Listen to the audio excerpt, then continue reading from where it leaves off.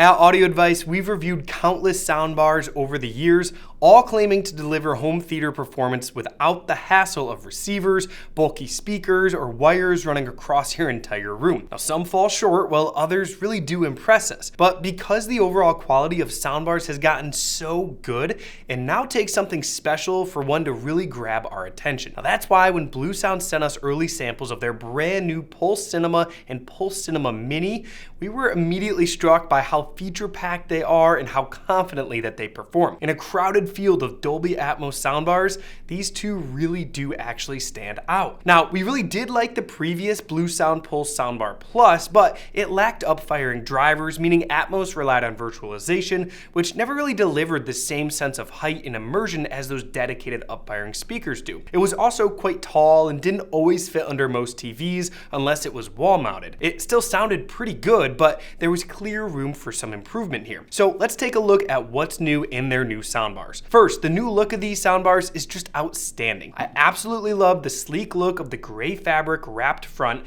and black aluminum body with some rounded edges on the side. The mini version also has a really nice tan and white color option too. They both feature capacitive touch buttons on the top of the bar for quick controls that feature a proximity sensor, just like their Node products have, that only light up when your hand gets near them, so they won't be on all the time to distract you. I just think that they look absolutely fantastic on a media console under a TV, and then when you want to wall mount them, they include the wall mount with them in the box, and they actually rotate flat, and they use auto orientation sensing to change each driver's job, which we've been seeing in other soundbars like the Kef Zeo and DVLA Dion. Now, this way the soundbar can stay slim under a TV and slim on the wall, which we think is a super cool feature. In terms of size, the Pulse Cinema is about 48 inches wide, so it'll be best for TVs that are about 55 inches or bigger. The mini version is about 34 inches wide, making it a better fit for smaller TVs in a bedroom or maybe an office. On the inside, the Pulse Cinema is a 3.1.2 layout with 500 watts of power. You get left, center, and right front stage, a pair of discrete upfiring height channels,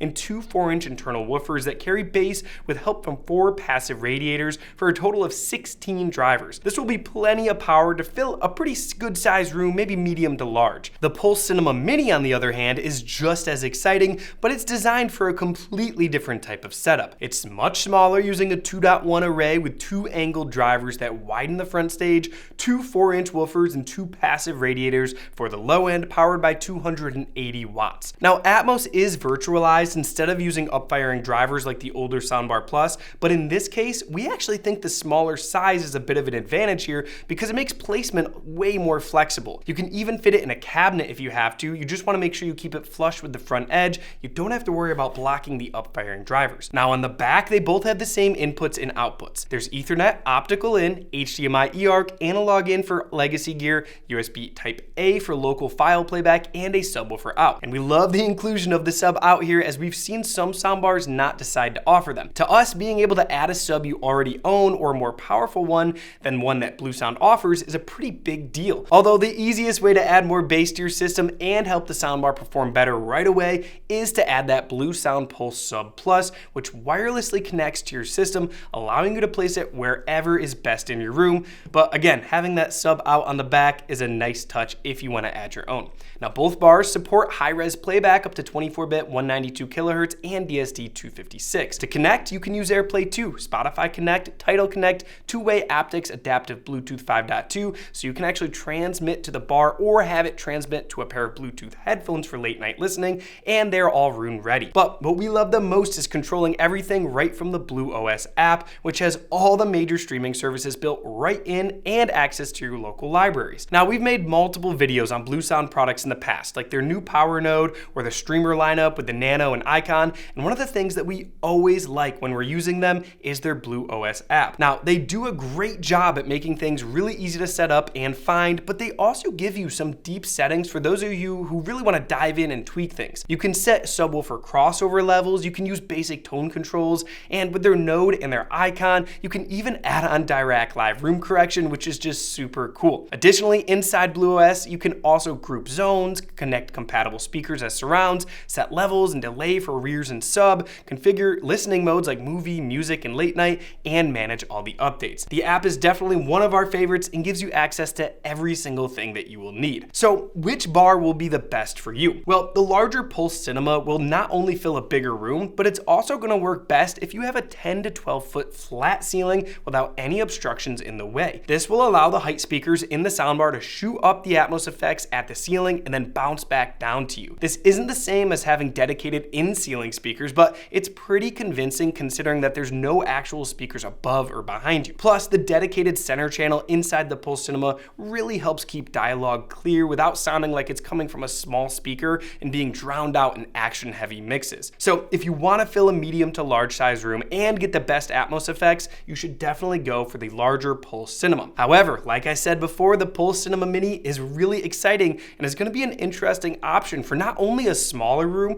but also for someone who might not have the best layout for an Atmos soundbar with height speakers. The Mini works on using Dolby Atmos virtualization. Essentially, that just means it uses some advanced algorithms to trick your ears into hearing sound above and behind you. It's a pretty cool feature that sounds actually pretty good, but we found it nowhere near as convincing and the same effect as soundbars that have those up-firing speakers. But if you don't have a flat ceiling, or you have a fan or something on your ceiling in the way, or you need to maybe just tuck this soundbar under a shelf that would otherwise block those up-firing speakers, then this Mini will be a perfect match for you if you still want to get some really cool Atmos effects. Alright, so I know I've said a lot of stuff that I really like about these new Bluesound soundbars, but of course the real magic of these is unlocked when you add a pair of Bluesound Pulse M or Pulse Flex wireless speakers as your rears. And when you add that wireless sub plus, you have yourself an amazing Dolby Atmos setup for movies that's all completely wireless. And if you already own a pair of speakers that you love, you can even use a power node to power them as rears and still connect them to your system. And when you're not watching movies, the same hardware actually behaves like a whole home music system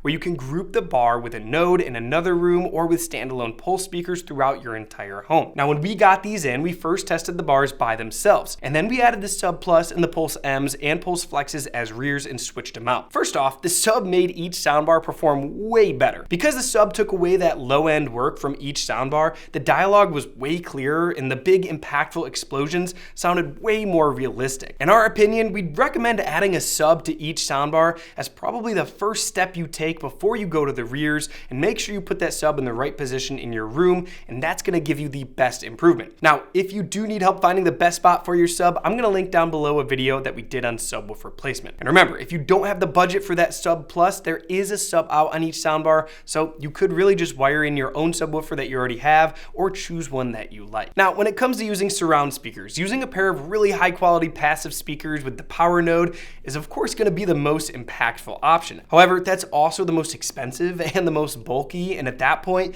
we'd probably recommend skipping the soundbar altogether and using that setup as your front left and right speakers, and even getting a center channel as the brand new power node has 3-channel output options. But anyways, the Pulse M's did sound the best as rears, as they had enough low end to really sound convincing when a helicopter flies around your head in a movie. But again, 2 of these are going to run you about $1,000 right now. So if you still want surround effects without spending that much, the Pulse Flexes did work just fine. But no matter what speaker you use as surrounds, just be sure they are about ear level and in the correct position to get the most out of them. You can actually check out our free home theater design tool and see where you would want to place your rears or surrounds in your room. And when you purchase from Audio Advice, our experts are always here to help you get the best positioning and the best out of your setup. So when I first got these soundbars in, I unboxed them and got them set up pretty quickly using the app and tuned all the settings to my liking. Now, if you've never set up a soundbar before, you should definitely watch the video I'll link below that we made on how to optimize the soundbar for your space. Okay, so then I tested movies like The Irishman, since we used that movie for a lot of our soundbar tests. I have to say, dialogue never sounded small or harsh with either of these soundbars. And then in some scenes in in The Irishman where the crickets chirp all around you, it was pretty realistic even when we only had just the soundbar turned on. Of course, then when we activated the rears, turning it into a 5.1.2 and adding that sub to it, especially with the Pulse Cinema,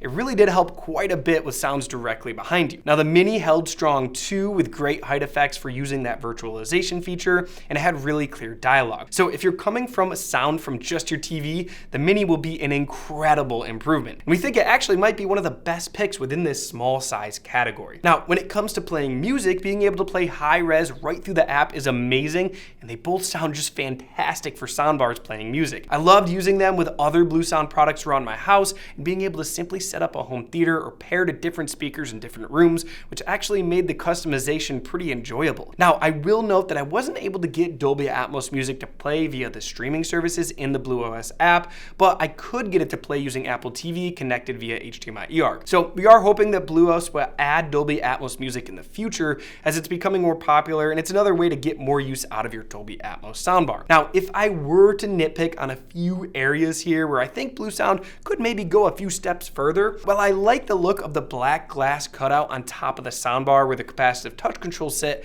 I'm generally not a fan of reflective surfaces in a home theater or media room. I would also love to see Bluesound offer a pair of surround speakers with up-firing drivers, which would allow you to expand all the way up to a 5.1.4 setup with the Pulse Cinema, a sub and wireless rears. Now finally, the ability to add multiple subs, 2 or even 4, would open the door to a truly impressive theater system. At that point, you're pushing into price range of separates, but we always prefer to see more expansion options rather than fewer, even if only a few handful of people are going to take advantage of that. But overall, to us, what really sets these Bluesound soundbars apart is the mix of powerful hardware and that BlueOS platform. The Pulse Cinema gives you real up-firing height drivers, a dedicated center channel, and serious power in one bar, while the Mini offers flexible placement with Atmos virtualization for rooms where height speakers probably won't work. Now, BlueOS is another major advantage, like I said, with high-res music playback, multi-room streaming, and seamless integration with other Bluesound gear. The expansion is simple too, whether you want to add that Sub Plus, the Pulse M or Flex rears,